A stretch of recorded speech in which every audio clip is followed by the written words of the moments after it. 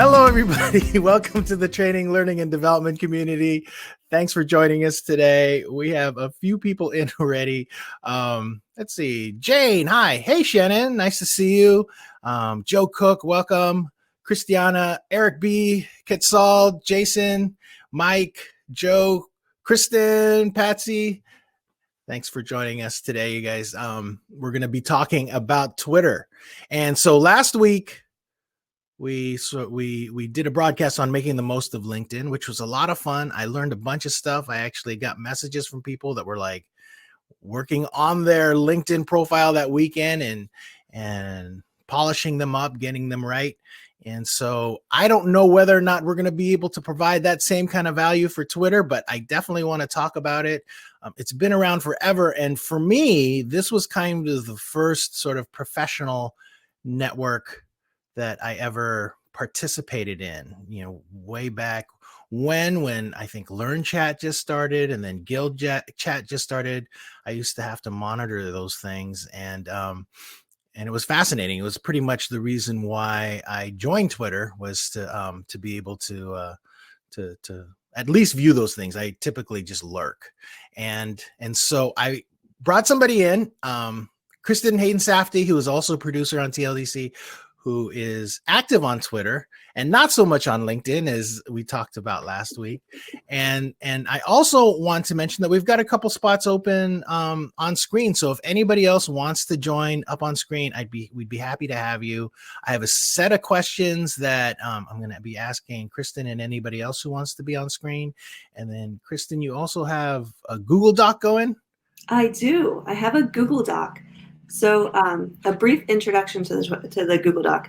I started using Twitter. I think the reason a lot of learning and development professionals use Twitter, which is I had a job and I was the only L&D person and I didn't know what I was supposed to do. So I went on Twitter and I was like, what do I do? And GuildChat was there, and LearnChat, and people like Jane Bozarth and Julie Dirksen, and all of these folks who were explaining how to do learning and development to people who you can read the books and can do that, but don't see how to do it in an everyday context. And that, for learning and development, I think is just a huge, that's a huge reason to use Twitter. So I was thinking about how to put together, if you're starting from scratch, your own personal learning network. And I actually reached out on Twitter and asked people what they would add. So I created a spreadsheet, and everyone, if you want to just take a column and put in the folks who you follow, either on Twitter or LinkedIn, it doesn't really matter. You can put their names, their handles, whatever you want. The folks who kind of fit into these different categories. And the categories are people I always learn from and trust. I have this as conventional thought leaders, but when you're building your own, your personal thought leaders are different. So the people who, you kind of see their tweets and you're like, yes, that's gospel. Mm-hmm. You don't often have what do you want about again? And then people who challenge conventional wisdom. So people who you can always kind of count on to give you the truth when it might be against the grain. People who are curating good things. So people like Mike Taylor, Nick Floro, and Sarah Mercer, she's not necessarily especially active on Twitter. So I have her in here because when she posts things, it's usually really good. I post a lot of dumb garbage because I post a lot, but like people like Sarah have, time management. And so they're only posting when it's useful. So she's on there for that. People who show their work. So, Jonathan Hill, Kara, Tim Slade, people who are in a related field. So these are people who aren't necessarily learning and development folks, but you learn a lot from them about your field. If Roberta Dombrowski she has learning and development, but she talks so much about UX that really the value you drive from following her is learning about that connection. And then role models are people who I kind of look at and like, I should learn from you. Garbage. So like Joe was mentioning, she follows like 6,000 people. Mm-hmm. So just kind of like your top maybe of your group, or just sort of I think that we didn't talk about how your Google Doc was organized specifically in the green room. So that's fascinating. I think that I can't wait to take a look at the doc myself. That's a great way of thinking about it, because I'm just gonna just let you know right now, I am probably on Twitter way more than I want to be. No, I definitely am on Twitter way more than I want to be. I check it multiple times a day, and it's I have to occasionally make rules for myself to stop, because I get so, overtaken by things that are going on. Mm. And I think organizing it in that way might be a better way of just helping myself understand what my relationship to that social network should be, because right now it's a mess. And the problem is I follow a lot of comedians, and and that part of it is it becomes entertainment to me, and so that mixed in with professional obligations can kind of be a little tricky a lot of times. Yes, I used to have just one Twitter account. Um, totally could, who knows why. In 2016, I separated my Twitter accounts. So I have a personal Twitter that I really don't post on much, but that's where I follow all of, comedians. Twitter is separate so that I can mentally stay focused on Mhm. Twitter, on L&D Twitter. Mhm. There's obviously crossover, which is always, always going to happen. It's much easier to not get distracted by news and by whatever's going on when you have that separation. Um, Yeah. and Jane, yeah, Twitter lists are a really good way to do that. I feel like Brent does that in order to kind of curate his own experience, but that Yeah. is, keeping what comes into your field of vision. Kara always describes it as, I think, tending her garden. That's super important, because otherwise you're just gonna feel a lot of emotions that are not necessarily valuable. Positive Um, or productive. yeah, I do Um, keep a few people who I know I'm going to disagree with, and every once in a while I come across them. What do you want about them? Oh, that's why you're here, so that so I can sometimes see what's going on the other perspective. yeah. I saw Quetzal had posted something about Chirpty, which I've never seen before. So, what was it? It was something where you can generate a wheel of people you engage with the most on Twitter by going to chirpty.com. So check that out if you're interested. So I'm going to start with, can I start with some of my questions and just go into my little, some of my notes here. I was, and I had thought this a while ago, but people are still saying that Twitter is kind of dying, and that other social networks are definitely just taking over. It's in the top 10 in the US, but it isn't as popular as other social networks out there. It's not like the greatest one. It's still considered a microblogging platform, and it doesn't have a lot of the visual things of an Instagram or the video things of a TikTok. But let's see some stats here: 330 million active users, 500 million tweets posted every single day. I think most of those probably come from the White House. 23% of the internet population are on Twitter.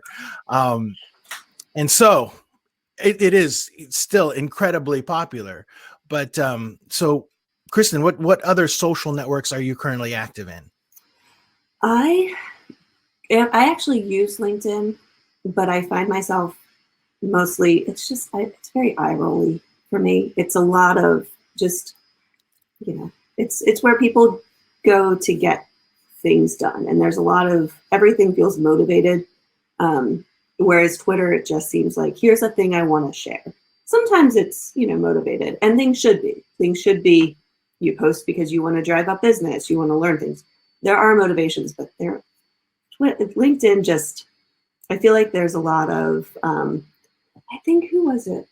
Someone had a really good post about this recently, but LinkedIn, there's a lot of people creating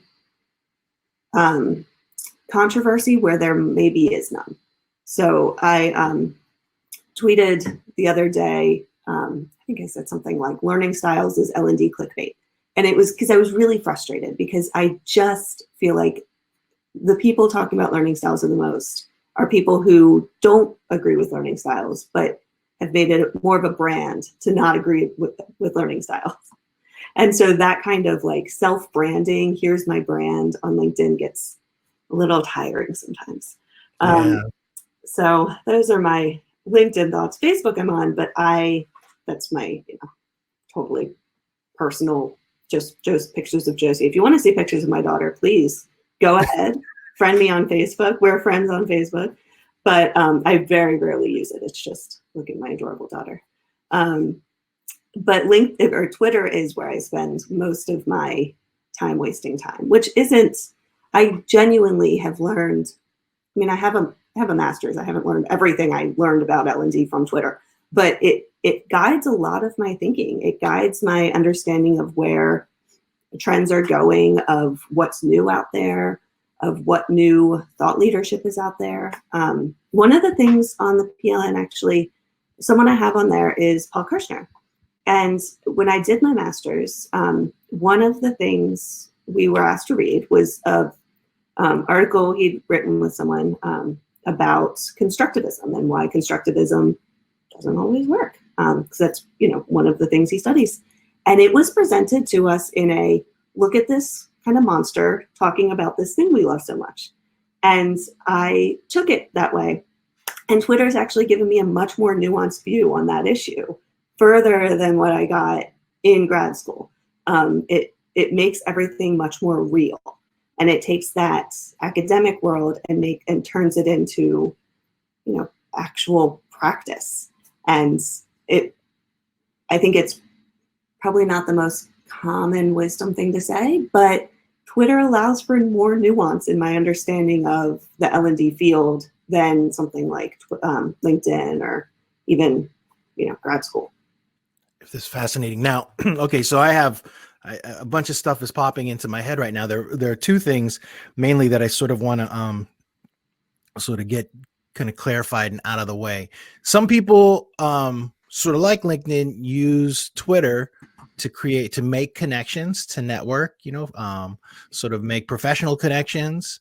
And then, but it sounds like you're more on the side where you are actually following people and gathering information to help your professional development specifically. Like the priority isn't to make connections and to promote your brand and do all that, which is, that is what other people do, but what some people do, but you are more focused on actually like you learning from other people via Twitter.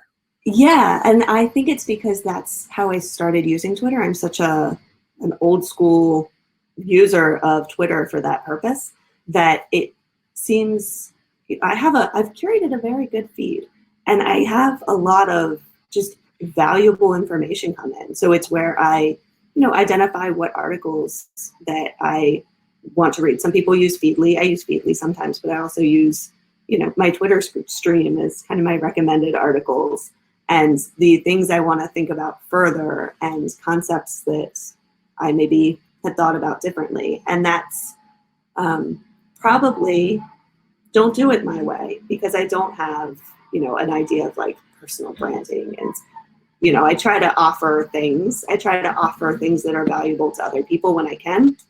But it is maybe a selfish way of going about it. But I think Twitter I use as an information source for L&D. No, that's great. I because we were talking earlier about how there are some of those folks that there are those lists that come out, like, the top 20 L&D Twitter people to follow. There, I actually looked it up last night and I'm like, why are so many people making a list like this? Well, obviously it's just, so that they, for like PR purposes or whatever, but that's not like something that you're interested in or being a part of anyway. You're actually just like trying to find value out of what other people are reading. And so I sort of want to just establish that because that's a great lens to look at how to use Twitter effectively, versus like just trying to make connections and promote your brand. So this is excellent. I'm glad. And if anybody still, I want to just put that invite out there again. If anybody wants to jump in and be a part of the conversation on screen, feel free to let me know and I'll add you on. So I'm going to ask you. Actually, a really quick thing to that. is that the goal is definitely not to just like make connections and, how can you help me? How can I help you? But it's become, I'm part of TLDC because of Twitter. I know, really good friends now, Judy Katz, because of Twitter. I know I got to visit London and visit Joe and Jane and, have a little pub night there because of Twitter. I know Shannon, because everyone in this chat, I know because of Twitter. Yeah. And I think that's something that I remember whenever I go on, is that I pretty much at this point curated a list of either friends or future friends rather than, business partners and people I love it. buy things for me. So, okay. So the big benefit, which you've gotten out of Twitter is being able to curate effectively. Like, how did you do that? Like, can you give us, just a quick, or let us know how did you curate such a beautiful group, in your, in your Twitter followers? I only follow about 500 people. Part of Mhm. how I did that is that I don't do the thing where I follow people to get them to, notice me or follow back. Mhm. Um, if someone is not adding value to my feed, and that could just be they're posting about things that aren't that interesting to me. It's not that they are, I think, oh, you don't have anything useful to say. Your opinions are wrong. It's more of just, I don't see them adding value in my circle. Mhm. I'll unfollow that person, which doesn't actually happen very often. And I don't follow new people especially often. Before I hit follow, I tend to go to a page, I look at their history, and I see, is this person going to add value moving forward? Do I want to keep seeing this person, or do I want to just have them show up when someone else likes their stuff? Because that's how I saw them in the first place. Right. And so I think I was looking before, it's only about 560 people that I follow. Nice. And the Twitter algorithm, you see a lot more. You see the important things from other folks. So how about your unfollow sort of, decision-making process? When do you decide that someone that you'd follow, you decide to unfollow? I'm trying to think of the last time I unfollowed someone, and it has probably been quite a while. I do follow some people because they are, and still in the L&D space, making points that I disagree with, but I think they're maybe making them in interesting ways, or they're explaining their position very well. And that is definitely a reason for me to follow someone, Mhm. is because I don't agree with them, but they're making me think about why I don't agree with them, which is very, very important when you have a field where so many people agree. And there are times when maybe they stop giving me good explanations for why they believe something differently. Or if someone's just not nice, that's a good reason to unfollow them. If someone is just kind of, on Twitter to make a name, and the way they make that name is by being a little rough or unkind, I don't really want to see that in my world. Mhm. I'd love to hear if anybody else has feedback on that. Why, what makes them, who you choose to follow, like, so your decision-making process on why you follow somebody or why you unfollow somebody, if you guys want to post it in chat. Yeah. And Kitsal had mentioned also about how, you can create your own echo chamber on Twitter, and that can actually be problematic. I know that I try to stay aware of that. Yeah, but although mostly, like, I have to say, I don't curate much. It's only if something really disturbing comes up is when I just do an unfollow, or sometimes I'm like, when did I follow that person? That's weird, and then I'll just unfollow, like, just these phantom mystery people that all of a sudden I'm like, when did that occur? Probably my 6-year-old following on Twitter people. But anyway. I was saying internally to my own team the other day, there's a little calculation in my head when I see someone post something that I don't know why it's shown up on my feed. I see something from Trish. I know why Trish is there. I know why Shannon's there. But every once in a while I see something like, who is this? And so there's a, kind of, you think of a sentence of why you followed this person. And you kind of, and I don't think I've done this well, I'm interested in what that sentence would be in someone's head about me. Mhm. So you should, if you're joining Twitter or trying to curate your own personal brand, think about what that sentence is. When someone has that moment of, why do I follow this person? It might be, oh, sometimes they post about L&D. You kind of go back in their history. You remember what they did. I follow this guy, Pablo Stanley, because he released really good illustrations that are really valuable and useful. And so every once in a while, he doesn't post about L&D a lot. And I'm like, wait, really? And then I remember, oh, you create good assets, good visual assets. And that's the sentence that runs. So yeah. So would you say that is the most important thing about having a quality Twitter account, is to make sure that who you're following is a kind of a carefully curated group? I would, pay attention to who you follow. And that's kind of the basis around this Google Sheet, is to make sure that you don't create an echo chamber, that you create, you have some people outside of your bubble, you have some people outside of your field. It's amazing to just have insights from people who don't know what learning and development is. It's really good to get a reminder as you scroll through Twitter that this is not what everyone's Twitter feed looks like. This is not what everyone's doing all day. That is an important dose of reality to add to your curated feed. Nice. Okay.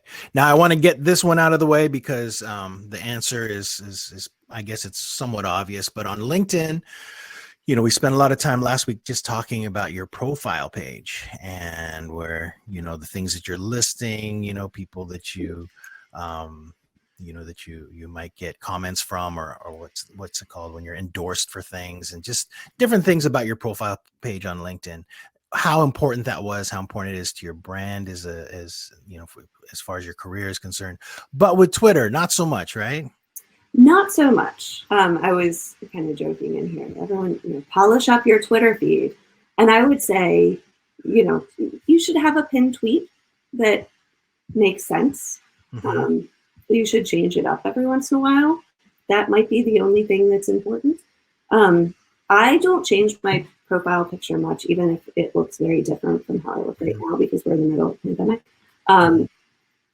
Because I kind of rely on people's profile pictures as I scroll through. So if someone changes it, I'm like, what are you doing? But, the bio is helpful. Put your pronouns in your bio, everyone. Other than that, as long as you can describe to someone basically what you're about, it doesn't have to be your job. It doesn't have to be your, role in a company. You can really choose how you define your presence on Twitter. And I think that is one of the reasons I like it over LinkedIn. I really prefer Twitter presences that are more organic. Joe brought up something. She said, I had the same profile pic for years. This one here, which is about 10 or more years old, but recently changed it to a drawing, but it's still recognizably me. How important is that, to actually have like a recognizable profile pic? I'm going to scroll through really fast, because a lot of the people I follow, maybe not a lot, a good number, I don't know what their face looks like necessarily. Some people are drawings. Some people are just really stylized pictures of themselves, maybe drawings. And it doesn't, I really associate the ideas. It highlights how much more important the ideas are. I was just scrolling through, and Chris Colanado, who I have followed for a long time, I really, really like her posts. Our profile picture isn't, it's her, but it's, her kind of in a box, small.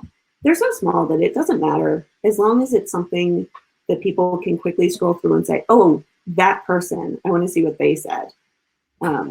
Consistency maybe is, people are kind of saying in chat, they don't change their picture, because you do. They're like, where'd you go?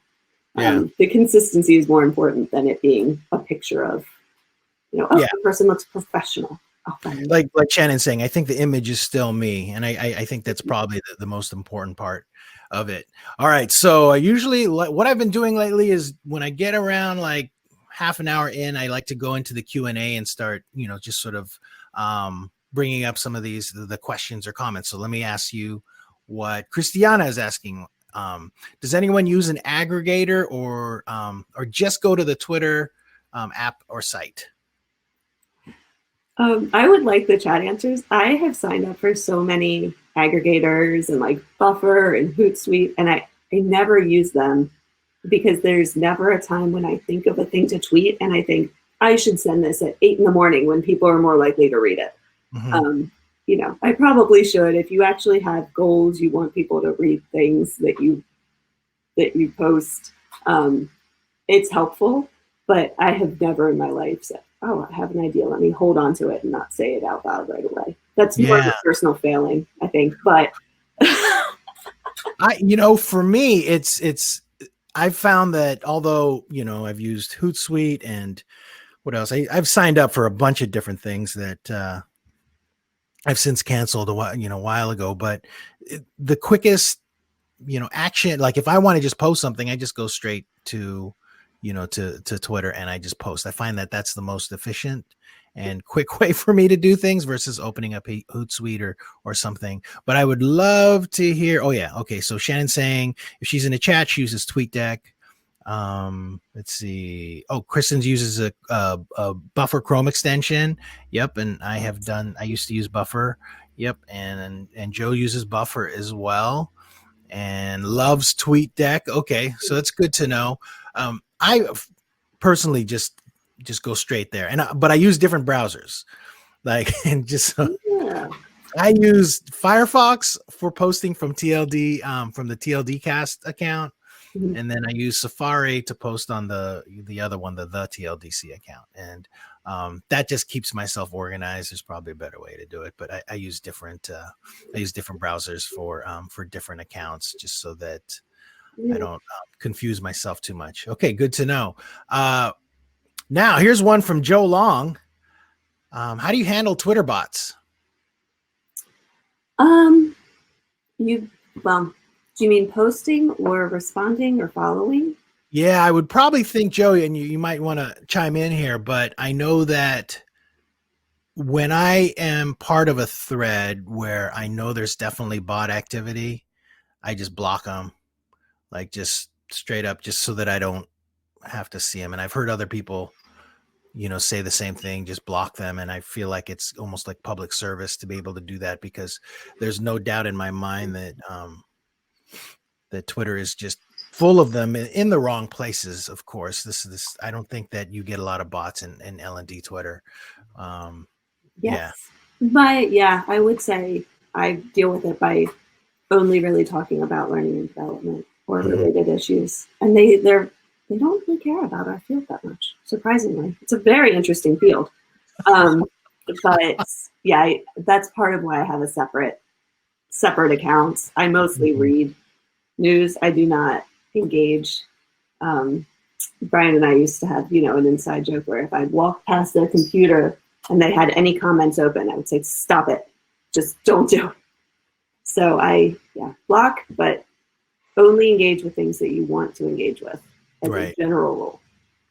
Yeah. Yeah. It's, I have some family members on Twitter, like cousins and things like that. And occasionally I will see conversations that are happening there that become a little colorful. And I know that the bot activity on some of those, I'm just like, oh, obvious troll, or just a bot. And I do the research and just figure out, oh yeah, that's completely fake. And so, but that's when I jump in and just start blocking stuff. Okay. So that one, let's see. And then he said, let's see, Joe has another statement here. Sentiment analytics prefer Twitter over other social platforms due to textual contents. Okay. So not a question, but just sort of a statement. All right. Oh yeah. And there, these guys, you posted Spot the Troll. Oh, is that the test where you can? Yes. How'd you do on that? I did pretty well. Yeah. I think I got 6 out of 7. I might miss 1 or 2. I did pretty well, but I really like it. I just like how it's designed. I think it's a really good example for L&D. Yeah. Yes. It's a really good, give people the information when they need it, and I love it. We should probably like just explain, but spotthetroll.org. You can see Kristen had posted that just there on in the chat area. It's a tool that you can use that kind of tests your knowledge of, like, primarily it's like Twitter and Facebook, I think, to tell whether or not an account is real or if it's fake, or if it's a troll or if it's a bot. And it's actually really, really well done, even from an L&D perspective. Just check it out. It's fun. You can do it after the cast is over, of course. Do it now. What the heck? And then it's all posted Bot Sentinel, which I'll have to check out. I think I may have looked at that before. I actually got out of all the trolls from Spot the Troll. I actually got a 7 out of 7. Nice. And it's because I get so concerned about this stuff that I've spent way too much time researching, because I'm like, who are these people? Who says this kind of thing? Oh, it's fake. It's not a real person who says it. It's something fake. Okay, let's talk about Twitter chats. Yes, that's one of my favorite parts. LearnChat, Guild Chat. I just have the funniest memories of when this all started, and then of course, like, setting up tables at conferences for all the for the Guild Chat, or I think it was even the LearnChat people in the beginning, and how everybody would be sitting there with just nobody would be talking. They would just everyone would be sitting in this area, like, on their phones, and we'd set this whole thing up for them just so that they can, like, enjoy one another, but then instead they'd all be sitting there on their phones. It was actually really, really funny. But talk about those chats, like, yes, your experience with them. So that was one of the first things I discovered that I just found really, really helpful to force me to think about things that I hadn't thought about, and show a lot of different perspectives on one issue in a short amount of time.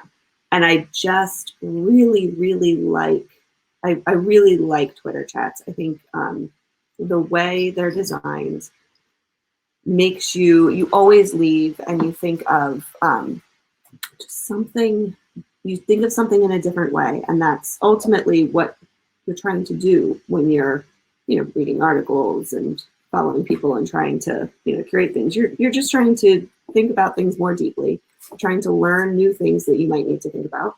And you're thinking new ways to apply those things. So Twitter chats, the way they're set up, if you haven't ever participated in them, the two big ones in L&D, I guess, are LearnChat and Guild Chat. There's some more. L&D Insight is one, but it happened at like 3 a.m, so I don't do that if you're on the East Coast of the US. But they are usually about an hour, and moderators, people who come up with questions to ask, post a question every 7 minutes or so, and then everyone participating answers the question. And then you can talk to people about what they posted. You can ask for more details. It's so silly because it's asynchronous social media. It's a way to have a conversation on the internet, but it's a very structured conversation. And 8 a.m. UK. So sometimes I'm like, maybe I'll stay up late enough Thursday to join, but it's a way to have a conversation about a topic with other people in your field. Right. And so helps that it's like, if you use something like TweetDeck, you can kind of lock in that hashtag and be able to track it versus having to see it through, in your field with everything else, I think. Or is there a way that how do you do yours, like through the native app or? I do mine through, I actually, and I should say, Q just pointed out, Myra does Myra Mondays. That's another one that kind of is set up a little bit differently, where it goes all day. Every day, every Monday, Myra Rodan asks a question and people respond. And that one's great as well. The ones that are more time boxed, I set up when I use an aggregator, I have a hashtag for it, but I just know when they are. It's blocked on my calendar, the Learn Guild or Guild Chat. So I try not to schedule over it. That's 2 p.m. now every other Friday at East Coast time. And then LearnChat is 8:30 on Thursday nights. And I typically do that one on my phone because when Josie's here, I'm usually putting her to bed. So I lie down with her and I do it from my phone until she falls asleep. And then I usually don't even move to a computer. I still am on my phone because I'm, answering people so quickly and asking questions and too engrossed in it to switch devices. So yeah, I think some people feel like they can't do them without TweetDeck. It makes it easier, but I do it on my phone almost exclusively. Nice. Okay, so for those folks that are not familiar, you use the Guild Chat hashtag for Guild Chat. LearnChat is LRNCHAT, I believe. And yeah, there you go. Oh, thank you. And then L&D Insight, if you're interested in that one, Jane posted that on the top. And it really is. It's a great way to participate in a conversation on Twitter. I usually see those. I see Kristen, of course, you're always contributing. Alan, Nick, just it is fascinating to sort of watch that feed go by. But for me, it's always mixed in with a bunch of other stuff.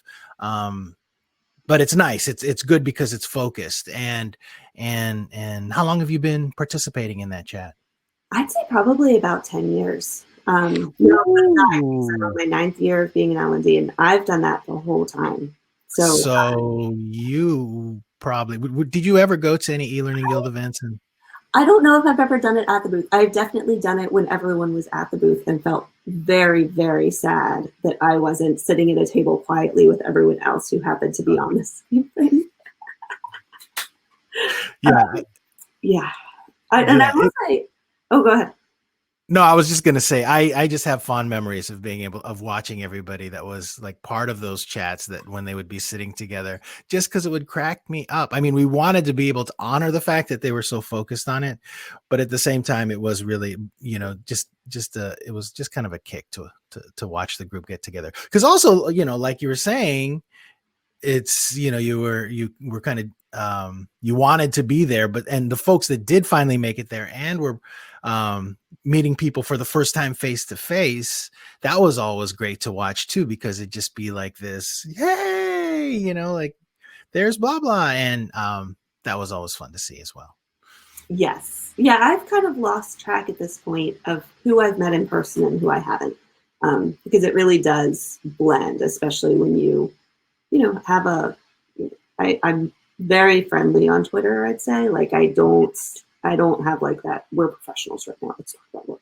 So, but what I was going to say is that both Guild Chat and LearnChat do a very good job setting up a flow for the conversation that makes a lot of sense. So they try to get everyone to level set on definitions to try to come up with, their initial thinking, prior knowledge about a topic, and then they start to introduce, complications and really drive towards answers.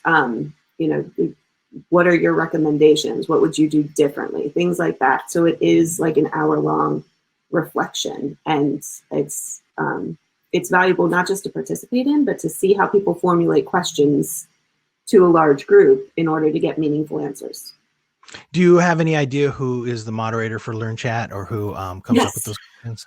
LearnChat is David Kelly, Jane Bozarth, and Tracy Parrish. I think Jane and Tracy usually switch weeks on and off coming up with the questions. That'd be Guild Chat, right?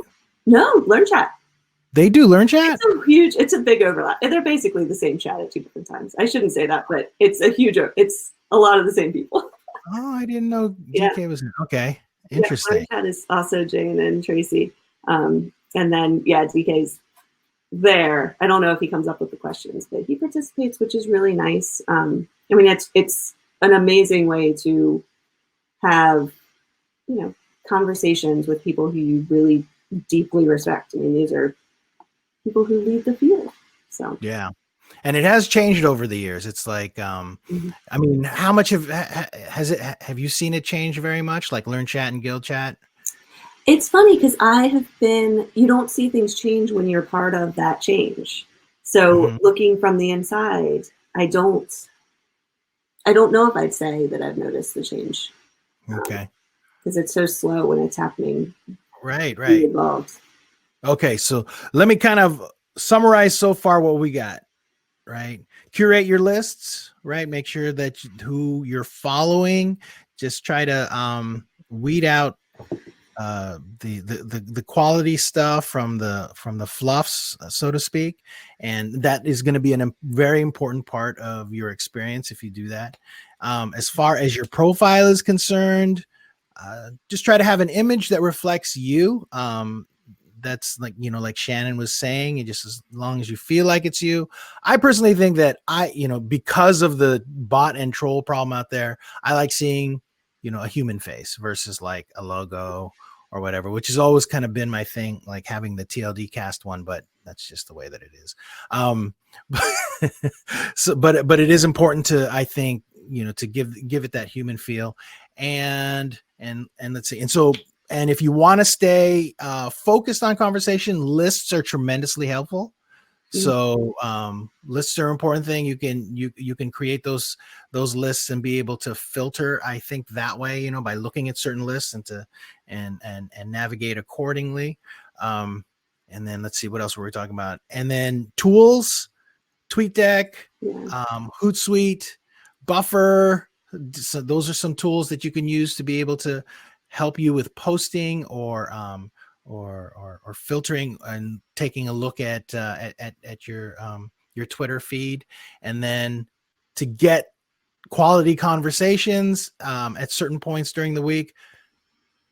LearnChat and GuildChat, right? Yes. And Alan Insight. And one thing that's at the top of that PLN that was actually recommended by Jane, who asked, if you're setting up personal learning network, sorry, fix the sprites here. If you're setting this up, think about what you'll offer. What are you giving back to the community? And that's something that I would also, understand is, what is your motivation? Are you doing this because your boss said you need to be on Twitter for some reason, which happens if you're part of selling. If you're a consultant, they might say you need to start a Twitter account, you need to be active on Twitter, you need to participate. So what is your motivation, and what value can you add, not just to your own life, but to the people who you want to engage with? How are you helping them? Why should they follow you? And thinking about that is helpful. Yeah, James is saying creating value for others is so key, which is probably why I have problems posting on my personal one, because I'm actually going to say right now. It's always just either I'm like retweeting something that TLDC has done, or someone on TLDC has mentioned, or just something silly that I've observed. Okay, this is good. So I do kind of like want to go back and just kind of make the distinction between LinkedIn and Twitter, just almost like two completely different sort of social media platforms, and you just use them in different ways. And again, the way that you do it is really to get like, I guess, intellectual value out of Twitter versus somebody that might want to go on and create like a huge follower count so that they can, I guess, sort of be more of an influencer, or offer value to a wider group, sort of push their brand up. Yeah. I actually, on times when I speak, and I apologize to you specifically about this, Louise, I'm not good at promoting when I speak. When there's a thing that I should be self-promoting for any reason, I'm not even good at doing that on Twitter, because I feel like, I don't want to accidentally, I haven't done it yet. What if it's not good? I don't want to make people go to something that's not good. I'll post about it afterwards when I know it went well. And so that's how far I go into not using Twitter the way I probably should. But I do think that I've forgotten what the question was. Oh, the difference between Twitter and LinkedIn. Yeah, why you're there is an important consideration in both. And I think on Twitter, it's harder to be there to just solely push your ideas out. Yeah, sorry, I was just looking at Eric's description. Facebook is many Chris Farley videos. Twitter is few Chris Farley gifs, and then LinkedIn is Farley free zone. That's definitely one way of looking at it. And that's a good example of a curated LinkedIn or Twitter, a very well curated Twitter where you get the number of Chris Farley gifts that you need in your life to do your job better. That's important. Let's see. And Joe had posted something. Let's see. She had posted something. But being an influencer only comes with quality content and interactions. So, if you're using Twitter for that, you need to make sure that your game is up, that what you're posting is offering value. Otherwise, you might get unfollowed. Okay. Well, this is good. So I think, I don't want to over talk the value of Twitter. I think we've kind of covered everything. If I hope that folks that are listening in are finding value in this conversation, because I do really feel like Twitter can be a valuable thing for me. Sometimes with Twitter, I get a little bit like last night. I was telling my wife I was kind of up late thinking about this conversation. And when I was in my Twitter feed, I started to feel the same way that I feel like when I'm mindlessly channel surfing, where it's just like, oh, there's nothing really happening in my brain. And so I've been thinking about how do I stop that from happening when I'm on Twitter? And so it would probably end up just me taking out all the entertainers and sports figures and politicians or whatever that I follow. Or maybe just curate a good list and make sure that I focus on that one primarily. But yeah. Yeah, and there are also I think Shannon has a list. People have curated good L&D lists. And if there are any, feel free to put them in that PLN spreadsheet. And that's a way to do that. I do highly recommend separate Twitter accounts. Mm-hmm. Just having your L&D stuff and your personal doom scrolling Twitter separate, because it makes it much easier to participate. And I actually find myself sometimes I'll accidentally like something on my L&D Twitter that I realize I probably should go back to my regular Twitter and like that. And sometimes I find something on personal Twitter that I want to share on L&D Twitter, and I have to log in and find it. But it's made my life a lot better. Love it. James had also pointed out knowing when to be quiet and listen on Twitter is also key. I like that. That's a discipline all on its own, right? Like just even in life. All right. This is great. Well, thanks everybody for joining us. If you have any more tips in there, would love to see them. Like Julie's saying, trying to keep politics off my professional Twitter, not easy these days. Eric may resurrect his movie trivia account. This is great. And Shannon, you guys follow Shannon at S Tipton. Shannon is always posting great things about her and Learning Rebels, so it's awesome. Yes. And everyone on here, follow everyone on here, because these are some of the best Twitter accounts. Yeah, and maybe, Kristen, if you can you repost your Google Doc link? Just in the beginning of the broadcast, you guys, we had talked about this doc that Kristen had created, and maybe just give it a quick explanation one more time. Yes, so this document is probably my goal for it is if you're starting a personal learning network from scratch, you're just starting out on Twitter and you want to know who to follow. These are the good starting points. And then as Shannon said, you can then go in and say, okay, well, who is Clark Quinn following? I want to follow those people because Clark Quinn follows them. So they probably have useful things to say. And that's how you can kind of build out your network. Hopefully not blinding following. Go through 10 tweets and say, do like a Marie Kondo? Does this spark joy? And then if they don't spark joy, don't follow. But hopefully they spark some joy. Nice. And then create your own column in the spreadsheet. And we're getting a good now list of people should follow. It was Wow. hard to knock these down to 5. It was really hard for each of those categories. That is great. Yeah. Have you done something like this before, Kristen, or is this just something you came up with today? No, I thought at 10 this morning that I should probably do this. I love it. That is actually that could be a really, really valuable document. That's nice. That's I'll very post it on Twitter, so we'll see how valuable it gets after that happens. Either be very, very helpful or not. Yeah. All right, you guys. I'm going to wrap it up. Thanks so much for joining us. Happy Friday. Okay, so just real quick, I'm thinking I really loved talking about LinkedIn last week, Twitter this week. I kind of don't really want to do a Facebook one because I avoid Facebook now, but so I don't want to really talk about Facebook, but I was thinking about probably one of the most overlooked professional development, social media sort of networks that I quietly pay attention to and love going there on a pretty regular basis, and that's Reddit.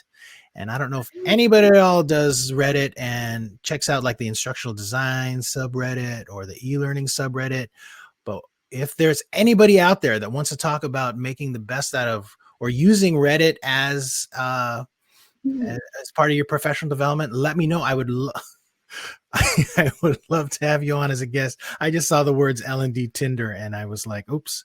Okay. But if anybody wants to talk Reddit and even I don't know if anybody does, like, I know Kristen, you're on Medium, right? And I do, yeah. I don't know if you found any value out of that, but I tried to at one point and I just haven't gone back. Maybe it's just I don't have the time to kind of scroll through and follow everything that I really want to. But if anybody else has any other ideas about having conversations for resources that they use to help with their career, with their professional development, with just getting better at L&D, let me know and we'll have a broadcast. So with that, you guys enjoy your weekend. Kristen, thanks so much once again for participating on screen in TLD Cast.